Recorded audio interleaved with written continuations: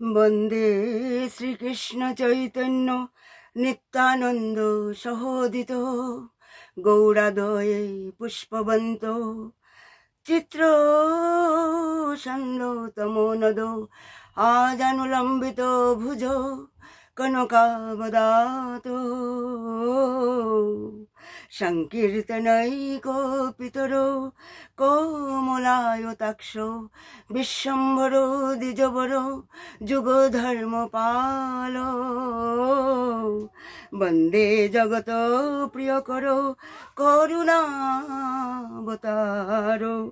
তমাদিদেবং করুণানিধানং তমালবর্ণং সুহিতাবতারম অপার সংসার সমুদ্র সেতুং ভজামহে ভাগবত স্বরূপম। এই অখিল বিশ্ব ব্রহ্মাণ্ডের অধিপতি ত্রিলোকেশ্বরপতি নন্দনন্দন ব্রজেন্দ্র নন্দন শ্যাম সুন্দর শ্রী কুঞ্জন কুঞ্জেশ্বর শ্রী রাধা মাধবের অশেষ কৃপায় এবং তার আহ্লাদিনী শক্তি শ্রীমতী রাধারানী অষ্টসখী শিরোমণি বিশ্বভানু নন্দিনী শ্রীমতী রাধারানীর অশেষ কৃপায় আমরা এই প্রতি শনিবারের শিবানন্দ বাবার সৎসঙ্গে আমরা বৈষ্ণবদের পরম ধন এবং শ্রীহরির বাংময়ী প্রতিমূর্তি শ্রীমদ্ ভাগবতমের রস আস্বাদন করবার আমরা সৌভাগ্য লাভ করেছি। প্রথমে আমি ভক্তি রসপাত্র কিঞ্চন বৈষ্ণব মহাভাগবত মহাপুরুষ শ্রী শ্রী স্বামী শিবানন্দ গোস্বামী মহারাজের চরণে কোটি কোটি দণ্ডবোধ প্রণাম, আর সমস্ত রূপানুগ গুরুবর্গ গুরু পরম্পরা এবং সমস্ত আচার্যবর্গের চরণে আমার কোটি কোটি দণ্ডবোধ প্রণাম, আর উপস্থিত সমস্ত কৃষ্ণ প্রেম অনুরাগী গৌর ভক্তবৃন্দের চরণে কোটি কোটি দণ্ডবোধ প্রণাম। ভক্ত একটা প্রশ্ন করা হচ্ছিল, শর্মিলা করেছিল, ভক্ত তিন প্রকারের, মানে সেটা আমি 1 মিনিটে বলছি, সেটা উত্তরটা জানি না, কারণ এটা আমার জিহ্বাটাকে প্রয়াস করে একটা প্রয়াস মাত্র, আমার নিজের কোনো যোগ্যতা নয়, আমার ভুল হলে ক্ষমা করবেন। ভক্ত 3 রকমের, মানে নিত্য সিদ্ধ, সাধন সিদ্ধ এবং কৃপা সিদ্ধ। আর আমাদের গুরুদেব হচ্ছেন নিত্য সিদ্ধ, ভগবানের পার্ষদ, অ্যাসোসিয়েটস অফ ভগবান। তিনি গোলক থেকে এসেছেন ভূলোকে, আর ভগবান কখনো স্বয়ং আসেন না, তার নিত্য সিদ্ধদের পাঠান। কেন পাঠান?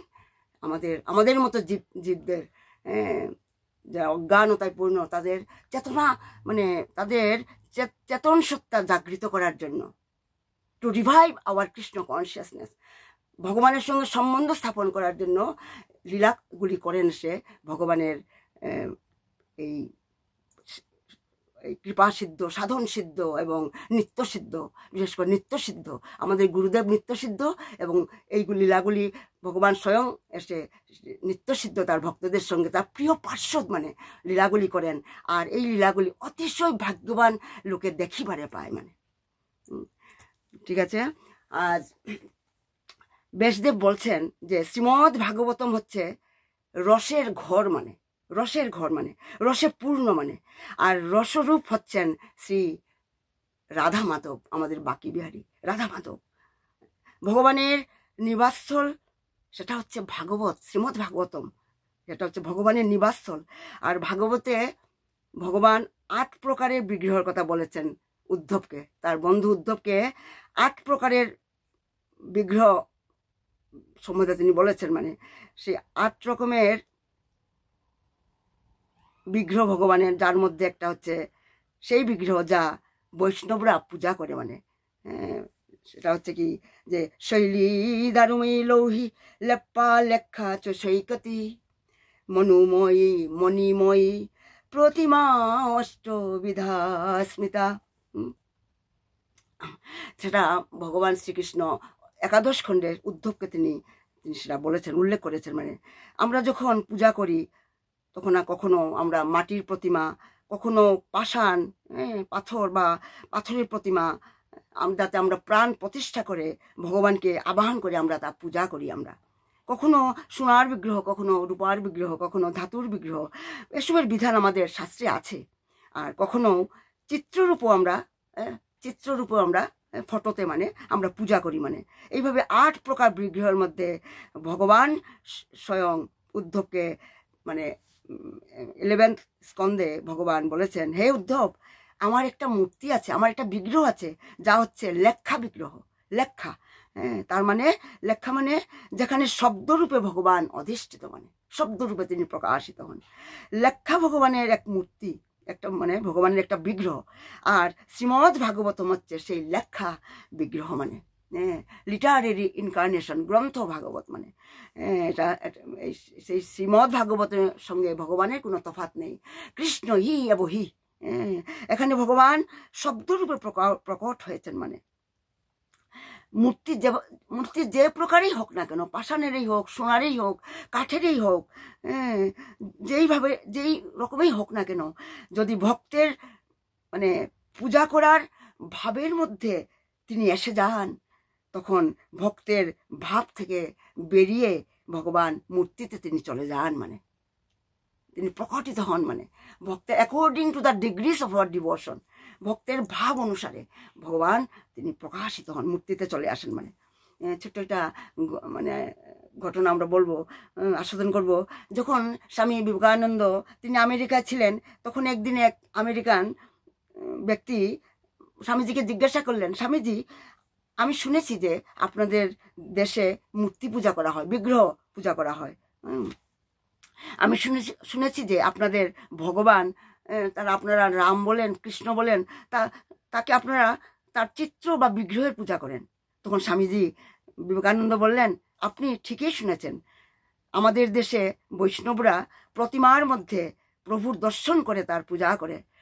তখন সেই আমেরিকান ব্যক্তিটা খুব জুড়ে হাসতে লাগলেন আর বললেন, এটা তো আপনাদের একটা মানে পাগলামি, এটা আপনাদের কীরকমের সংস্কৃতি যে আপনারা একটা বিগ্রহকে, একটা পাষাণের মূর্তিকে, কাঠের মূর্তিকে পূজা করেন। এটা তো আপনাদের এটা পাগলামি, পাগলপন আপনাদের। ভগবান কৃষ্ণ তো 5000 বছর আগে আমি শুনেছি লীলা করে এসেছিলেন। আপনারা বলেন 5000 বছর আগে লীলা করেছেন, আর আপনারা তার বিগ্রহ এখন পূজা করছেন। মূর্তির মধ্যে কি আছে, বিগ্রহে কি আছে? আমি তা বুঝতে পারছি না। এটা তো পাগলামো ছাড়া আর কিছু নয়। 1000 বছর আগে তিনি লীলা করে গেছেন, আর উনি তো এখন নেই জীবিত। স্বামীজি সেই সময় কিন্তু তার বাড়িতেই ছিলেন, সেই আমেরিকান ভদ্রলোকের বাড়িতেই তিনি উপস্থিত ছিলেন। স্বামীজির সঙ্গে সঙ্গে কিছু না বলে তিনি উঠে গেলেন। উঠে গিয়ে দেয়ালের সামনে উঠে দাঁড়িয়ে বললেন যে, এই যে তুমি যা বলেছো তাতে আমি রাজি হয়েছি, আই অ্যাগ্রি উইথ ইউ, কিন্তু আমাকে একটা কথা বলো, এই যে সামনে দেয়ালে একটা ফটো টাঙানো আছে, সেটা কার ফটো? তখন সেই আমেরিকান ভদ্রলোক বলল, সেটা আমার আমার আমার পিতার ফটো। মানে আজকে 15-20 বছর হয়ে গেল, তিনি মারা গেছেন, মৃত্যু হয়েছে, হার্ট ফেইলিউর হয়েছিল। তাই তখন স্বামীজি বললেন, oh I am sorry to hear that, দুঃখিত, কিন্তু আপনি যদি খারাপ না পান, আমি আপনাকে একটা কথা বলতে চাই। এই তখন আমি কি এই স্বামীজি বললেন, আমি কি এই ফটোটা উঠিয়ে বাইরে ফেলতে পারি? আমি কি এই ফটোটাকে কিছু কড়া কথা বা গালি দিতে পারবো? অথবা আমি কি এই ফটোটাকে আমি নিজে নিয়ে গিয়ে আমি অনেক দূর আমি নিয়ে যেতে পারবো? সেই ব্যক্তি তৎক্ষণাৎ সেই কথা শোনার সঙ্গে সেই আমেরিকান ব্যক্তি খুব রাগ করলেন, বললেন, আমি আপনাকে এর কোনোটাই করতে দেব না। আপনি আমার পিতার অপমান করছেন, আর এদিকে আবার বলছেন I am sorry to hear that, আপনি আমার সহানুভূতিও জানাচ্ছেন, আমি সেটা আপনাকে কিছুই করতে দেব না। তখন স্বামীজি হেসে বললেন, আপনি তো নিজেই বলেছেন যে আপনার পিতা আজকে 15-20 বছর আগে মানে দেহ রেখেছেন, মারা গেছেন, তবে তার ফটো কেন এখানে রেখেছেন? এটা তো আপনার পাগলপন, এটা তো পাগলামি আপনার, এটা তো একটা ফটো মাত্র। তখন সেই ব্যক্তি বলল, উনি মারা গেছেন 20 বছর আগে ঠিকই গেছে, কিন্তু আমার এটাই বিশ্বাস যে আমার পিতার চেতনা আমার সঙ্গেই আছে, মানে পিতার চেতনা আমার সঙ্গেই আছে। আমি যদি উনার আমি যখন ওনার ফটোটাকে দেখি, তখন সেটা আমি ফিল করি, মানে অনুভব করি আমি। বিবেকানন্দ তখন বললেন, আপনার পিতা তো একটা সাধারণ মানুষ ছিলেন, রক্ত মাংসে গড়া মানুষ, আর তার চেতনা আপনার সঙ্গে আছে, আপনি তার ফটোতে আপনি দেখেন। কিন্তু তবে আমাদের ভগবান শ্রীকৃষ্ণ, তিনি তো স্বয়ং ভগবান। তবে আমরা যদি তার মূর্তিকে বিগ্রহতে দেখি, বা সেটা আর কি বড় কথা। আমাদের রাম তো ঈশ্বর, ভগবান হচ্ছেন ঈশ্বর, ঈশ্বর ঈশ্বরের সর্বভূতা নাম, উনি তো সর্বত্র বিরাজমান, মানে বিদ্যমান। যদি বিগ্রহে আমরা তাকে দেখি, তাতে তাতে কি ক্ষতি? ভগবান প্রত্যেক জায়গায় আছেন, প্রত্যেক পরমাণুতে ভগবান আছেন। তাকে দেখার জন্য চোখের দরকার। তাই ভাগবত আমার ভগবানের লেখা মূর্তি। মানে তাই মনুষ্য জীবন হচ্ছে কৃষ্ণ মানে ভাবনার মাধ্যমে পারমার্থিক মুক্তিলাভের মানে একটা দুর্লভ সুযোগ। মানে এই মানবদেহ দুর্লভ মানবজন তথাপি ক্ষণব ভঙ্গুর। মানে তাই চৈতন্য মহাপ্রভু আমাদেরকে ভগবান শ্রীকৃষ্ণের পবিত্র নামের আশ্রয় গ্রহণ করতে আদেশ করেছিলেন, যে পদ্ধতির দ্বারা আমরা খুব সহজে আমরা এই প্রকৃতির গুণগুলো থেকে সত্য রজতম আদি ভৌতিক আদি দৈবিক আধ্যাত্মিক এসব এইগুলি গুণ থেকে মুক্ত হয়ে আমরা ভগবান শ্রীকৃষ্ণের প্রেমময়ী সেবা করে আমরা গোলক বৃন্দাবনে we can go back to god head, আমাদের নিজের যেটা বাড়ি আমরা সেখানে আমরা ফিরে যেতে পারবো ভগবানের পাদপদ্মে আমরা মন স্থির করলে, নাম সংকীর্তনের মাধ্যমে। সেটা আমাদের চৈতন্য মহাপ্রভু এসে বলে গেছেন।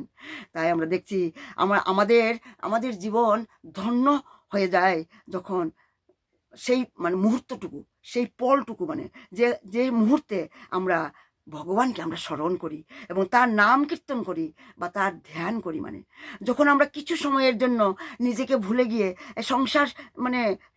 সংসারের সমস্ত সম্পর্ক থেকে কিছুক্ষণের জন্য মনকে সরিয়ে বা ভুলে আমরা ভগবানের চিন্তায় যখন মগ্ন হই, সেই সময়টা, সেই ক্ষণটা, সেই মুহূর্তটাকে আমাদের শাস্ত্রে সেটাকে বলা হয়েছে সৎসঙ্গ। মানে সেই মুহূর্তটাকে বলা হয় সৎসঙ্গ।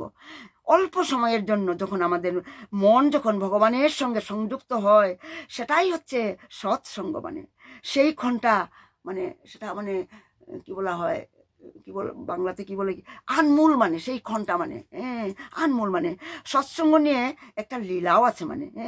একবার কি হয়েছিল, বিশ্বামিত্র মুনি এবং বৈশিষ্ট্য মুনি দুজনের মধ্যে আলোচনা প্রায়ই হতো। উভয়কে খুবই সম্মান করতেন। একবার বৈশিষ্ট্য মুনি এবং বিশ্বামিত্র তারা খুব একটা আলোচনার মধ্যে পড়েছিলেন, আলোচনা করছিলেন। সেটা কি আলোচনা? তারা তাদের নিজের সাধনা নিয়ে তারা আলোচনা করছিলেন। সাধনা, কারণ বিশ্বামিত্র মুনি তিনি তপস্যায় বিশ্বাস করতেন। একমাত্র তপস্যার মাধ্যমেই ভগবানকে লাভ করা যায়, সেটা তার বিশ্বাস, সাধনা। তাই তো তিনি হাজার হাজার বছর ধরে বিশ্বামিত্র মুনি তপস্যা করেছিলেন। আর বৈশিষ্ট্য মুনি তিনি কিন্তু তপস্যাতে নয়, তিনি সৎসঙ্গে বিশ্বাস করতেন। সৎসঙ্গ তিনি বেশি গুরুত্ব দিতেন। কিন্তু বিশ্বামিত্র মুনি তপস্যায় বেশি শ্রদ্ধা রাখতেন, বিশ্বাস করতেন যে, কারণ আমরা জানি এটা তো খুব প্রসিদ্ধ ঘটনা যে বিশ্বামিত্র মুনি এত তার তপস্যা এত মগ্ন ছিলেন যে সেই তপস্যার জন্য কি হয়েছিল, যে একবার স্বর্গলোকে দেবতাদের সিংহাসন হেলে গিয়েছিল, আন্দোলিত হয়েছিল। তার জন্য, তার তপস্যা ভাঙানোর জন্য স্বর্গরাজ্য থেকে অপ্সরা পাঠানো হয়েছিল তার তপস্যাকে ভঙ্গ করার জন্য। তাই বিশ্বামিত্র মুনি বৈশিষ্ট্যকে বললেন, দেখো বৈশিষ্ট্য, আমার জীবনে আমি এটাই উপলব্ধি করেছি যে তপস্যাই হচ্ছে জীবনের সবচেয়ে বড় সাধন। বৈশিষ্ট্য মুনি বললেন, ঠিক আছে, এটা আপনার বিচার, আপনার বিশ্বাস, কিন্তু আমিও আমার জীবনে এটাই আমি এই সারটাই আমি বুঝতে পেরেছি যে সৎসঙ্গই সবচেয়ে বড় সাধন। এর চেয়ে আর বড়, সৎসঙ্গের চেয়ে বড় কিছু আর সাধন নেই। এইভাবে দুজনের মধ্যে যখন কথা আলোচনা আর্গুমেন্ট হচ্ছিল, তর্কাতর্কি হচ্ছিল, বিশ্বামিত্র মুনি খুব একটু রেগে গেলেন। তিনি বৈশিষ্ট্যকে বললেন, হে গুরু বৈশিষ্ট্য, আপনি সবসময় আপনার নিজেরটাকেই বড় দেখেন। আমি যখন বলছি তপস্যা থেকে বড় আর সাধন নেই, তা আপনি মেনে নিচ্ছেন না কেন? এটা আমার জীবনের এক্সপিরিয়েন্স থেকে আমি বলছি। বৈশিষ্ট্য মুনি বললেন, আরে মহারাজ, আমি আপনার কথা অস্বীকার করছি না, তপস্যাও একটা সাধন, সৎসঙ্গও একটা সাধন। সত্যি কথা বলতে কি, সত্যি তো এটাই যে তপস্যাই আমরা করি আর সৎসঙ্গই করি না কেন, যেই সাধনেই আমরা করি না কেন, সমস্ত সাধনের এটাই তো সার। কি সার? যে অন্তে গোবিন্দের পাদপদ্ম আমরা লাভ করাই, গুরুদেবের পাদপদ্মে মনকে স্থিত রাখাই হচ্ছে সাধনের মূল সার, মূল কথা। তাকে ভালোবাসা, তাকে প্রেম করা, সেটাই মূল কথা। কারণ চোখ বন্ধ করে ঘন্টার পর ঘন্টা আমি ধ্যান করলাম, মালা জপ করলাম একা বসে বসে। সেই সময় কতক্ষণ আমি ভগবানকে আমি স্মরণ করতে পারি। কারণ আমাদের মনটা হচ্ছে বড়ই চঞ্চল। চঞ্চলং হিমন কৃষ্ণ পরমাথি বলভদ্রম। এই মনকে কন্ট্রোল করা খুবই দুষ্কর, মানে বায়ুর থেকেও বেগে চলে। চঞ্চল হিমন কৃষ্ণ, বায়ুরই সুদুষ্করম। সেই যখন আমি চোখ বন্ধ করে যখন আমি একা একা মালা করি, জপ করি, ধ্যান করি, আমি কতক্ষণ আমি ভগবানের কথা আমি চিন্তা করি। এটাই তো মূল কথা। যখন দুজনের মধ্যে যখন সমাধান হচ্ছিল না, তখন গুরু বৈশিষ্ট্য বললেন একটা কাজ করা যাক, আমরা শেষ ভগবানের কাছে যাই, চলুন আমরা যাই। তখন দুইজন তারা শেষ ভগবানের কাছে আসলেন। শেষ ভগবান হচ্ছেন তিনি যিনি সেই সমস্ত ব্রহ্মাণ্ডকে তিনি তার মানে ধারণ করে আছেন মাথায়। মানে সেই শেষ ভগবান তিনি রাম অবতারে, মানে ত্রেতা যুগে সেই শেষ ভগবান স্বয়ং লক্ষণ হয়ে তিনি প্রকট হয়েছিলেন। আর দাপরে তিনি সেই শেষ ভগবান শ্রীকৃষ্ণের বড় ভাই বলরাম হয়ে তিনি প্রকট হয়েছিলেন। তাই বশিষ্ঠমণি এবং বিশ্বামিত্র মুনি তারা শেষ ভগবানকে জিজ্ঞাসা করলেন, আপনি তো স্বয়ং ভগবানেরই রূপ, আপনি আমাদের একটা মানে আপনার কাছে আমরা এসেছি একটা বিচার দিতে, তপস্যা বড় না সৎসঙ্গ বড়? ভগবান শেষ তখন বললেন, দেখো আমাকে তোমাদের এটা নির্ণয় করার জন্য, সিদ্ধান্তে পৌঁছার জন্য আমাকে চিন্তা করতে হবে, আমাকে একটু সময় দাও, তোমরা আমাকে বিচার করতে হবে। আর এই সময় আমার স্থিতি এইরকম যে আমি ঠিকভাবে সেটা নির্ণয় করতে পারবো না। তারা জিজ্ঞাসা করলেন, কেন? তখন শেষ ভগবান বললেন, দেখো আমার মাথার উপর এই বিশ্ব ব্রহ্মাণ্ড আমি ধারণ করে আছি, আমি বুঝা বইছি, আমি এই বুঝাটা একটু কম করো, তোমরা একটু কম করো, কিছুক্ষণের জন্য তোমরা এই ব্রহ্মাণ্ডকে ধারণ করো। তারপর তিনি বিশ্বামিত্রকে বললেন প্রথমে, হে বিশ্বামিত্র, তুমি এই ব্রহ্মাণ্ডকে কিছুক্ষণের জন্য ধারণ করতে পারবে? তখন বিশ্বামিত্র মনে মনে সেটা মানে মানে মানে মনে মনে বললেন, আরে এটা কি বড় কথা, ব্রহ্মাণ্ডকে তো কিছুক্ষণের জন্য ধর্ম, কিছু মুহূর্তের জন্য, মনে মনে ভাবলেন, মানে প্রায় এসে গেছে মনের মধ্যে, এটা কি সামান্য কথা? তিনি বললেন, পারবো, আমি নিশ্চয়ই পারবো। তখন বিশ্বামিত্র মুনি কি করলেন, তিনি এটা মামুলি কাজ, তাই আমি নিশ্চয়ই ধারণ করব।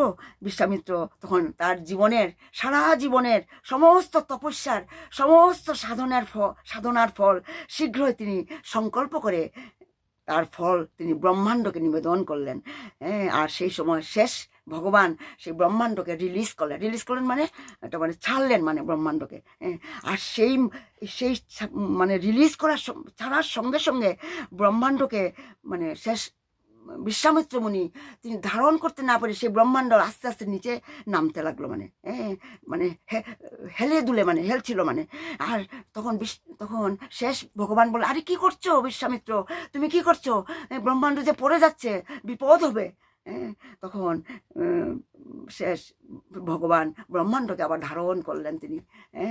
তখন বৈশিষ্ট্যকে, তখন আমি সংক্ষেপে বলছি, বৈশিষ্ট্য মুনিকে বললেন, হে বৈশিষ্ট্য, তুমি কি পারবে ধারণ করতে?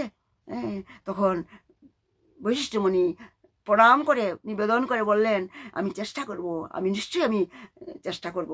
তখন বৈশিষ্ট্য মুনি তার মানে সমস্ত জীবনের যে সাধনা করেছেন, সৎসঙ্গ করেছেন, কারণ তিনি তো সবসময় সৎসঙ্গই করতেন, সেই বৈশিষ্ট্য মুনি সারা জীবনের সৎসঙ্গের ফল নয়, মাত্র একটা নিমিষের, একটা ক্ষণের ফল তিনি সংকল্প করে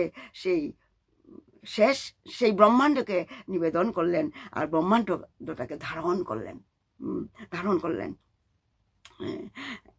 তারপর শেষ ভগবান তখন তাদের দুজনকেই বললেন, আপনারা নিশ্চয়ই সৎসঙ্গের ফল এটা আমার ব্রহ্মাণ্ড তো স্থিত হয়ে গেছে, শুধুমাত্র এক ফুলের সৎসঙ্গের ফলের দ্বারা ব্রহ্মাণ্ড সেখানে স্থির হলো, নড়চড় হলো না। শেষ ভগবান তখন বললেন দুজনকেই, আমার মনে হচ্ছে আমার আর উত্তর দেওয়ার দরকার নেই, তোমরা তার উত্তর পেয়ে গেছো, আর আমি আর কি উত্তর দেব, তোমরা নিজেই দর্শন করছো, তোমাদের প্রশ্নের জবাব তোমরা পেয়ে গেছো। তোমাদের সামনাসামনি তোমরা উত্তর তোমরা পেলে। মানে তাই সৎসঙ্গের মানে করার ফল মানে আনমূল হয়। মানে যখন আমরা সৎসঙ্গে বসি, কথা শুনি, ভগবত কথা শ্রবণ করি, ভালো ভালো কথা শুনি এবং এবং কথা বলিও, সেই মুহূর্ত ফল মানে অশেষ ফল। তাই তো যেখানে সৎসঙ্গ হয়, যেখানে হরির কথা হয়, তখন ভগবান কি বলেছেন, নাহং তিষ্ঠামি বৈকুণ্ঠে যোগিনাং হৃদয়ে শুভা যত্র গায়ন্তী মদ্ভক্তা তত্র তিষ্ঠন্তি নারদা, তত্র গায়ন্তী নারদা। যখন যেখানে যেখানে সৎসঙ্গ হয়, আর যেখানে যেখানে সৎসঙ্গ মানে কি, সৎসঙ্গ মানেই হচ্ছে আমরা যেখানে ভগবানের কথা আলোচনা করি, গুরুদেবের কথা আলোচনা করি, গুরুদেবের লীলামৃত আমরা আলোচনা করি, সেটাই তো সৎসঙ্গ। আর সেই মুহূর্তে সৎসঙ্গে যতক্ষণ আমরা বসি, 5 মিনিটেই বসি, 10 মিনিটেই বসি, এক ক্ষণেই বসি, সেই মুহূর্তে ভগবানের সঙ্গে আমাদের সম্বন্ধ হয়ে যায়, মানে সম্বন্ধ হয়ে যায়। তাই ভগবানের মানে মানে সঙ্গে সম্বন্ধ স্থাপন করা। কারণ আমাদের মহাপ্রভু বলে গেছেন, সনাতন গোস্বামীকে সম্বন্ধ, অভিধেয় এবং প্রয়োজন, এই 3টা জিনিস সম্বন্ধে বলেছিলেন। তাই আমাদের ভগবানের সঙ্গে আমাদের সম্বন্ধ আমরা কখন আমরা করতে পারবো? কারণ ভগবানের সঙ্গে আমার চিরন্তন সম্পর্ক, মানে শুধু এই জন্মের সম্পর্কই নয়, গুরুদেবের সঙ্গে আমার সম্পর্ক শুধু এই জন্মেরই নয়, আমার জন্মান্তরের সম্বন্ধ। কারণ চক্ষুদান দিল যেই, জন্মে জন্মে হলো সেই ভগবানের সঙ্গে, গুরুদেবের সঙ্গে চিরন্তন সম্পর্ক। তাই আমাকে অভিধেয় প্রসেস দ্বারা, এই অভিধেয় প্রসেসটা কি, সেটা হচ্ছে সৎসঙ্গ। মানে তখন আমরা আমাদের প্রয়োজন আমরা জানতে পারবো। আর প্রয়োজনটা কি? আমাদের প্রয়োজন, মনুষ্য জীবনের একটাই মাত্র প্রয়োজন, একটাই মাত্র উদ্দেশ্য, to go back to god head. আমরা যাতে এই জন্ম মৃত্যুর বন্ধন থেকে মুক্তি লাভ করতে পারি, সেটাই তো আমাদের প্রয়োজন। সেটা আচ্ছা গোপাল, আমার সময় বোধহয় শেষ হয়ে গেছে। হ্যাঁ, ঠিক আছে। আমরা সেই সুখদেব গোস্বামী পরীক্ষিত মহারাজকে যখন নরক যন্ত্রণার থেকে কিভাবে রক্ষা পাবো আমরা, তার শ্রেয় বা প্রিয় সম্বন্ধে সেই সোনগাদি ঋষি সুত গোস্বামীকে অনেক প্রশ্ন করেছিলেন। তখন সুখদেব গোস্বামী পরীক্ষিত মহারাজকে সেই নগরটার নাম ছিল কি, কান্যকুঞ্জ, আই থিঙ্ক, কেউ যদি আমি ভুল বললে আমাকে কারেক্ট করবেন। কান্যকুব্জ নগরে অজামিল নামে এক ব্রাহ্মণ বাস করত। সে এক মানে পতিতা দাসীকে বিবাহ করে তার সঙ্গ প্রভাবে সে ব্রাহ্মণোচিত মানে সদ্গুণ সে হারিয়ে ফেলেছিল। কান্যকুব্জে দ্বিজ কশ্চি দাসী পতির অজামিল নামনা নষ্ট সদাচার দাস্যা সংসর্গ দূষিত। তাই সেই অজামিল সেই ছিল ব্রাহ্মণ কুলে জন্ম নিয়েছিল, সে ব্রাহ্মণোচিত, তার সমস্ত গুণ তার মধ্যে ছিল। কিন্তু সেই পতিতা সঙ্গ প্রভাবে সে সমস্ত ব্রাহ্মণোচিত গুণ হারিয়ে ফেলেছিল। মানে সে আগে সবসময় সৎসঙ্গ করতো সে, কিন্তু সে সৎসঙ্গের সঙ্গে বিচ্যুত হয়ে সে কুসঙ্গ পড়েছিল, আর তার সমস্ত ব্রাহ্মণোচিত গুণ থেকে সে মানে বর্জিত হয়েছিল। মানে কিন্তু ভগবানের এতই মহিমা, সে যে পূর্বজন্মে, তার শৈশবে, তার যৌবনের প্রাক্কালে সে যে অল্প মাত্র যে সে ভগবত ভক্তি করেছিল, সৎসঙ্গ করেছিল, তার পুণ্যের প্রভাবে সে তার জীবনের শেষ সময়ে মানে মৃত্যুর সময়ে সে ভক্তিযোগ অনুশীলন করায় সে রক্ষা পেয়ে গিয়েছিল, মানে রক্ষা পেয়ে গিয়েছিল। তাই তো বলা হয়েছে শ্রী গুরুদেবের পাদপদ্মে, শ্রী ভগবানের পাদপদ্মের সে শরণাগত হয়েছিল। মনোকৃষ্ণ পদারবিন্দয়, তাই ভক্তিযুগের পন্থা অনুশীলন করতে সে শুরু করেছিল, সে নারায়ণ বলতে শুরু করেছিল। তাই ভগবান শ্রী বিষ্ণুর এই নাম শ্রবণ এবং কীর্তন করা, মানে কীর্তন থেকে কি হয়, ভক্তি যুগের শুরু হয়। তাই তো চৈতন্য মহাপ্রভু বলেছেন, হরের নাম হরের নামই কেবলম কলহ নাস্তেইব গতি অন্যথা। মানে কলহ এবং প্রবঞ্চনাপূর্ণ এই কলিযুগে, কারণ এই কলিযুগ হচ্ছে কোয়ারেলসাম, কলহপূর্ণ এবং প্রবঞ্চনা পূর্ণ, মানে এই কলিযুগ। ভগবানের দিব্য নাম কীর্তন করার উদ্ধার লাভের মানে একমাত্র উপায়, মানে এছাড়া আর কোনো গতি নেই, গতি নেই, গতি নেই। আমি আজ এখানেই বিরাম দিচ্ছি। নিতাই গৌ সীতানাথ প্রেমানন্দে হরি হরি বল, হরি হরি বল। খেতুরি ধাম কি জয়, নরোত্তম দাস ঠাকুর কি জয়, শিবানন্দ বাবা কি জয়। জয় রাধার মন হরি বল, জয় জয় রাধার মন হরি বল, জয় জয় রাধার মন হরি বল, জয় জয় রাধার মন হরি বল। রাধে বল রাধে বল, রাধে বল রাধে বল, জয় জয় রাধার মন হরি বল, জয় জয় রাধার মন হরি বল। হে কৃষ্ণ গোবিন্দ হরে মুরারি, হে নাথ নারায়ণ বাসুদেব, হে কৃষ্ণ গোবিন্দ হরে মুরারি, হে নাথ নারায়ণ বাসুদেব। প্রণাম সবাইকে, প্রণাম। আমার ভুল ত্রুটি মার্জনা করবেন। নিতাই গৌর সীতানাথ, প্রণাম।